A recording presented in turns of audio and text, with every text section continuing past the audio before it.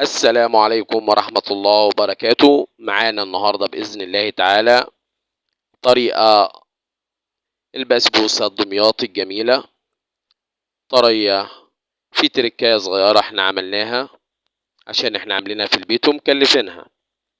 كملوا معانا الحلقة، اشتركوا في قناة طبخي أنا والمدام، لايكاتكم المحترمة، تعليقاتكم بعد ما تعملوا البسبوسة الجميلة دي.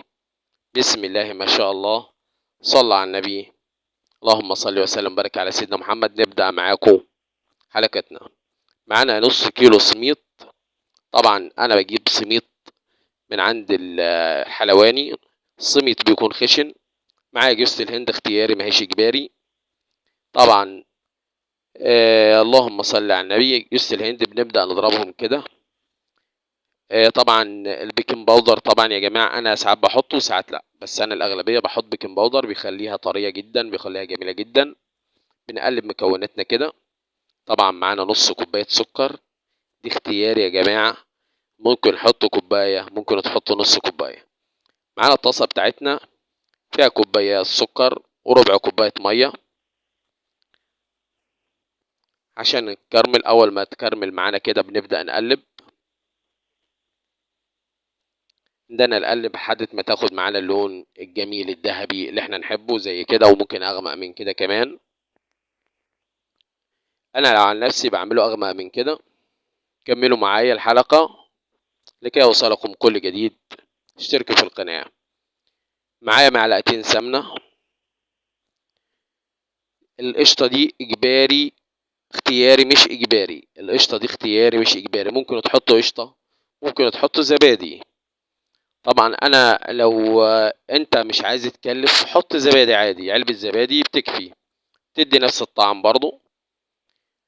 في كوباية إلا ربع مية نحطها من ده نقلب.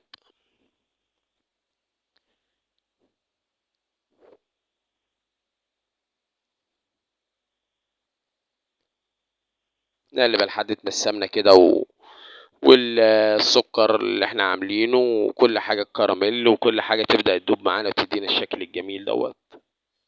نسيبها تهدأ كده، من 5 ل10 دقايق تهدى بس مش تبرد. نبدأ نحطها على الخليط بتاعنا.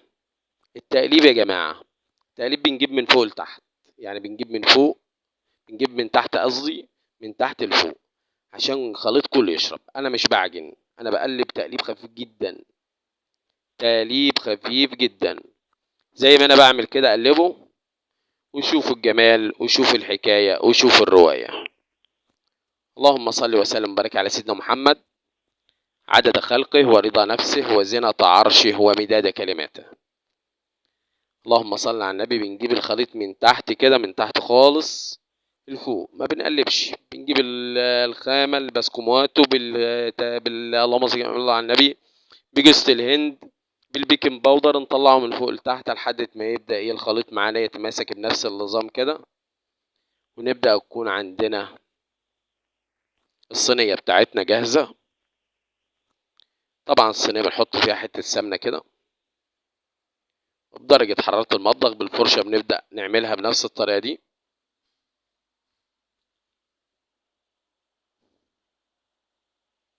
ونبدأ نحط الخليط بتاعنا.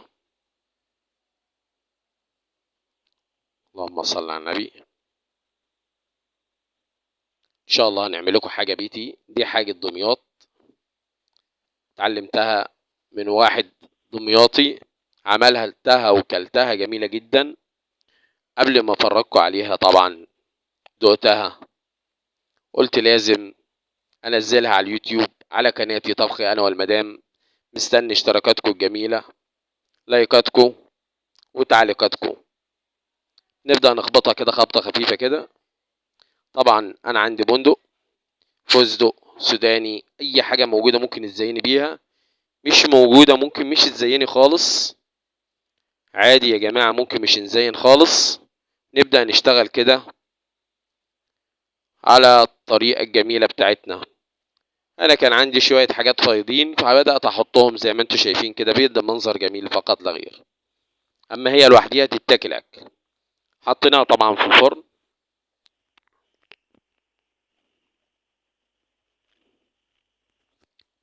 ما بنولعش الشواية، بنشغل المروحة وبنولع من تحت بس في الفرن.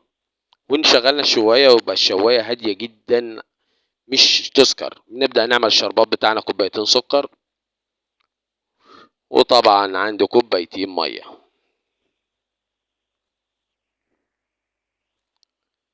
طبعا أول ما الشربات بيبدأ يسخن يغلي كده بنحط نص ليمونة. نص ليمونة ديت عشان تربط معانا الشربات، ما تخليش البسبوسة تعسول مننا. في درجة حرارة المطبخ لازم الشربات يكون هادي، والنار والبسبوسة لسه طالعة. ببدأ طبعا أصب عليها بالطريقة دي. طبعا الريحة يا جماعة، اللهم صل على النبي، صلوا على النبي يا جماعة، صلوا على النبي يا جماعة. اللهم صل وسلم وبارك على سيدنا محمد. طالما البسبوسة بتشرب من الشربات ما شاء الله البسبوسة ناجحة. تسلم ايدينا. قناتنا طبخي انا والمدام، مستنيكم في اشتراكاتكم. مش تنسونا. بنبدأ نلفها طبعا بالورق الحراري دوت عشان البسبوسة ده انها طرية معانا لحد الصبح. طبعا احنا لو سيبناها مكشوفة بتنشف وممكن تتشرب. هوريكم بعد ما غطيناها وشلنا الغطا. ما شاء الله، ما شاء الله، ما شاء الله. شوفوا يا جماعة الجمال، شوفوا الحلاوة، شوفوا الطعامة. لازم ادوقها عشان اقول لكم بالهنا والشفا ليا وليكم. جربوها. مش تنسوني في اشتراكاتكم ولايكاتكم لكي يوصلكم كل جديد في قناتي طبخي انا والمدام. اللهم صل وسلم وبارك على سيدنا محمد عدد خلقه ورضا نفسه وزنة عرشه ومداد كلماته، صلاة دائمة بدوامه باقية.